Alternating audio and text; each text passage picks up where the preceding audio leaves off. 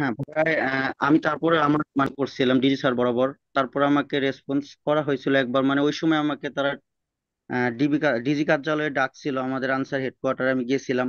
ওইখানে আমাকে আমাকে জিজ্ঞেস করা হয়েছিল যে মানে তুমি কেন ওইভাবে ওইখানে কথা বলা। আমি বুঝতে পারছিলাম যে আমার আসলে এইভাবে কথা বলা ভুল হয়ে গেছে। আপনার হয়তো মনে আছে কিনা ভাই জানি না, 2023 সালে আমি আমি কিন্তু সাধারণ আনসারে চাকরি করতাম। দুই হাজার কিসে তেইশ সালে বলুন। আপনার ভাই হ্যাঁ, এখন শোনা যাচ্ছে, বলুন। হ্যাঁ, কি বললেন বুঝিনি আবার বলুন। 2023 সালে? আসলে আজকে হ্যাঁ 2023 সালে আমি আমি কিন্তু সাধারণ আনসারে চাকরি করতাম ভাই। দুই হাজার সাধারণ তেইশ আনসার? সালে আমি হ্যাঁ হ্যাঁ হ্যাঁ সাধারণ আনসার চাকরি করতাম। হ্যাঁ। আমি 2023 সালে আপনার লাইফে যুক্ত হয়েছিলাম, আপনার মনে আছে কিনা আমি জানি না। আহ, ওই সময় আমি নির্বাচন বিষয়ে কিছু কথা বলছিলাম ভাই। ওই তা আপনি নির্বাচন কি অতিথি বিষয়ে হিসেবে এসেছিলেন নাকি দর্শক, দর্শক হিসেবে? দর্শক হিসেবে ছিলাম ভাই। ও, দর্শক হিসেবে, আচ্ছা। হ্যাঁ হ্যাঁ, পরে? পরে আমি নির্বাচন বিষয়ে কথা বলছিলাম আপনার টক শোতে। কথা বলার কারণে ভাই তারপরেই কিছুদিন পরেই আমার চাকরিটা চলে যায়, কালো তালিকাভুক্ত করা হয় আমাকে ওইখান থেকে। মানে নির্বাচনী বিষয়ে যে এইটুকু বলছিলাম যে মানে আমি বুঝতে পারি নাই যে এখানে নির্বাচন বিষয়ে কথাটা বলা ঠিক হবে কিনা। মানে মানে বলছিলাম আমাদের যে নির্বাচন। ফেসবুকে বলে আপনি দর্শক হিসেবে প্রশ্ন করতে এসেছিলেন, নির্বাচন নিয়ে কথা বলেছিলেন সেদিন নাকি? হ্যাঁ হ্যাঁ হ্যাঁ জাতীয় ভাই নির্বাচন? এইটুকু। জি। জাতীয় নির্বাচন? হ্যাঁ জাতীয় নির্বাচনও বলছিলাম, এবং মানে সাধারণ যে ইউপি চেয়ারম্যান নির্বাচনগুলো হয় ওগুলো আচ্ছা, বিষয়ে বলছিলাম। বিষয়ে কি বলছিলেন? আপনার চাকরি চলে যায় মানে ফেসবুকে গুলো প্রশ্ন করার কারণে চাকরি চলে যায়? হ্যাঁ আমি সাধারণত এই বিষয়গুলো বলার কারণেই আমার সাধারণত আমাকে কালো তালিকাভুক্ত করা হয়। কালো তালিকাভুক্ত করা হয় তারপর হুম। বলুন বলুন, আপনি শুনতে পাচ্ছেন, এত এখন খুব ভয়ঙ্কর কথা ভাই বলছেন। হ্যাঁ।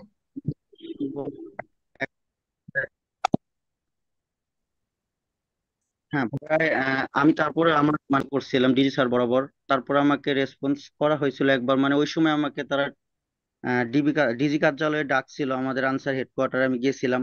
ওইখানে আমাকে আমাকে জিজ্ঞেস করা হয়েছিল যে মানে তুমি কেন ওইভাবে ওইখানে কথা বলা। আমি বুঝতে পারছিলাম যে আমার আসলে এইভাবে কথা বলা ভুল হয়ে গেছে। এখন আমি নিজের ভুল স্বীকারও করছিলাম আপনি যে কি স্যার আমার। নির্বাচনের যে আমরা চিত্র নিয়ে কথা বলেছিলাম, নির্বাচনের বিপক্ষে আপনি কথা বলেছেন, যে নির্বাচনে ভালো নির্বাচন হয়নি এই টাইপের কিছু বলেছিলেন?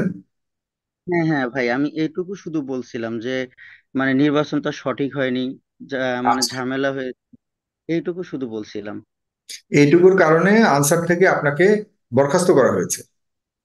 মানে চাকরি চলে গেছে, একদম কালো তালিকাভুক্ত করা হয়েছে, আমার স্মার্ট কার্ড আমার সার্টিফিকেট আমার সবকিছুই নিয়ে নেওয়া হয়েছে ভাই। পরে প্রায় এখন মনে করেন প্রায় 1-1.5 বছর থেকে আমার মা অসুস্থ, খুব সমস্যা নিয়ে পড়ে আছি। তারপরে সেদিন গত আহ 4-5 দিন হবে, আমি তারপরও সেদিন গিয়েছিলাম একটা দরখাস্ত চাকরি পুনরায় ফেরত পাওয়ার জন্য দরখাস্ত দিয়ে আসছি।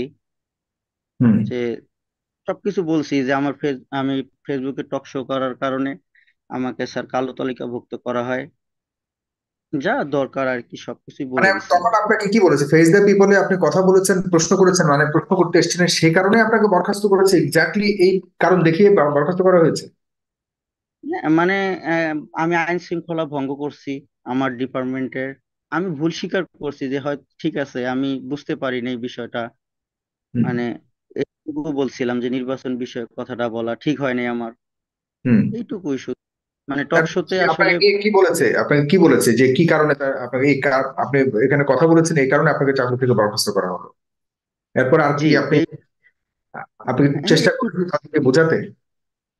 হ্যাঁ আমি ওইখানে গেছিলাম, আমি দরখাস্ত 2বার দিছি পুনরায় চাকরি ফেরত পাওয়ার জন্য ভাই। তারপর আসলে কোনো রেসপন্স পাইনি। পরে সেদিনও গেছিলাম গত 4-5 দিন হলো দিয়ে আসছি, এখনো রেসপন্স হয়নি ভাই। আসলে সত্যি কথা বলছি ঠিক আছে, কিন্তু আমাকে ওইভাবে হয়তো টক শোতে বলা ঠিক হয় নাই। হুম। তারপরও নিজের ভুল স্বীকার করছি স্যারের কাছে যে স্যার আমি এখন গরিব, আমার মা বাবা, আমি একমাত্র ছেলে, আমার মার সমস্যা, তারপরও এগুলো বিষয় নিয়ে পড়লাম, সবকিছু লিখছি। একমাত্র ছেলে, আমার মা বাবার কেউ নেই, আর আমি একা এক ছেলে, তাদের হাল আমার হাতেই। খুব কষ্টে আছি, তারপর লিখে দিয়ে আসছি। দেখা যাক।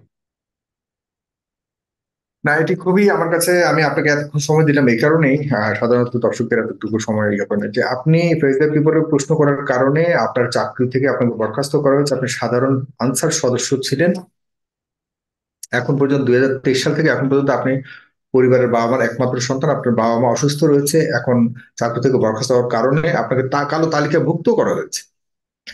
মানে আপনি কি আর, এবং হ্যাঁ, জি, আমার স্মার্ট কার্ড এবং সার্টিফিকেট ভাই দুইটাই নেওয়া হয়েছে সেদিনই, মানে যেখানে আমি হেডকোয়ার্টারে গেছিলাম ওইখানে আমার সবকিছু নেওয়া হয়েছিল।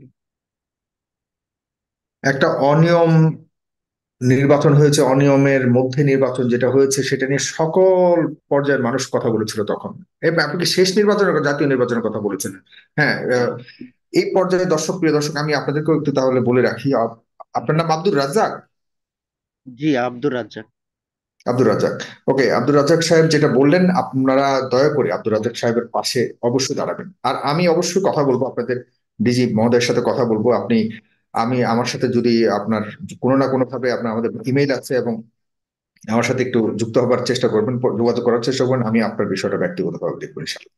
নো প্রবলেম, আপনি চিন্তা আমি করবেন না। আমার নিজের আমি আমার নিজের ভুলটা স্বীকার করছি, যে আসলে টক শোতে ওইভাবে বলা ঠিক হয়েছে কিনা, আমি তারপরে ভুল হ্যাঁ, স্বীকার তার সাথে করছি। বলাটা অবশ্যই যেহেতু আমার অনিয়ম, এরকম নির্বাচনের অনিয়ম হলে আপনি যে কোনো প্রান্ত থেকে, যে কোনো জায়গা থেকে কথা বলার অধিকার থাকা উচিত। যখন অনিয়মের এখন কথা ভাই, বলবেন, এটাকে আপনি কোথায় আছেন বলুন, আপনার সামনে অনিয়ম হচ্ছে আর আপনি কথা বলবেন না, এটা কি হয়? ভাই যেহেতু হতে পারে না। আজকে ওইটা তারপরে আপনি বলা, আপনার নিয়মে নাই, আপনার প্রতিষ্ঠান, আপনি যেভাবে যে চাকরি করছেন সেটা নিয়মে নাই, কিন্তু দেশের এমন একটা পরিস্থিতি চলে আসছিল যখন এই আন্দোলনটা যেটা হয়েছে, তখন কি কেউ কারো অবস্থান দেখেছে? মা, বাবা, ভাই, বোন সবাই রাস্তায় নেমে এসছে অনিয়মের বিরুদ্ধে কথা বলার জন্য। যে চাকরি, পুলিশের চাকরি ছেড়ে দিয়েছে, পুলিশরা কথা বলেছে, শিক্ষকরা কথা বলেছে, কি যেখানে যে কারো কথা বলার কথা ছিল না তারাও কথা বলেছে। সুতরাং আপনি তো এর আগে শুরু করেছেন, তো আপনি তো এই আন্দোলনে, আমি মনে করি যে অনেক আগে থেকে এই আন্দোলন শুরু আপনি করেছেন। আপনি এতদিন পর্যন্ত এই এই অবস্থায় চাকরিচ্যুত ছিলেন, আপনি তো আরো আগে যোগাযোগ করা উচিত ছিল। ঠিক আছে, ধন্যবাদ আপনাকে, অনেক কৃতজ্ঞতা। আশা করি আপনার চাকরি এবং আপনি সম্মানও পাবেন, যদি এদেশের মানুষ আপনার সত্যিকার অর্থে আপনার দুঃখ বুঝে। আমি আমি আমি আমি মনে করি যে সবাই আপনার পাশে দাঁড়াবে, আমার বিশ্বাস। জনাব আব্দুল রাজাক, ধন্যবাদ। আপনি আমার সাথে যোগাযোগ করবেন, ধন্যবাদ। জনাব মাহবুব বলুন প্লিজ। আসসালামু আলাইকুম।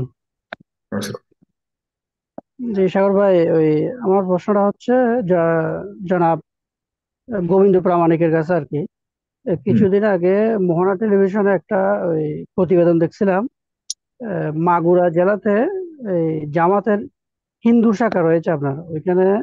আপনার মাগুরা জেলা সেক্রেটারি, জামাতের মাগুরা জেলা সেক্রেটারি, মানে হিন্দু শাখার সেক্রেটারি আর কি, উত্তম কুমার বিশ্বাস।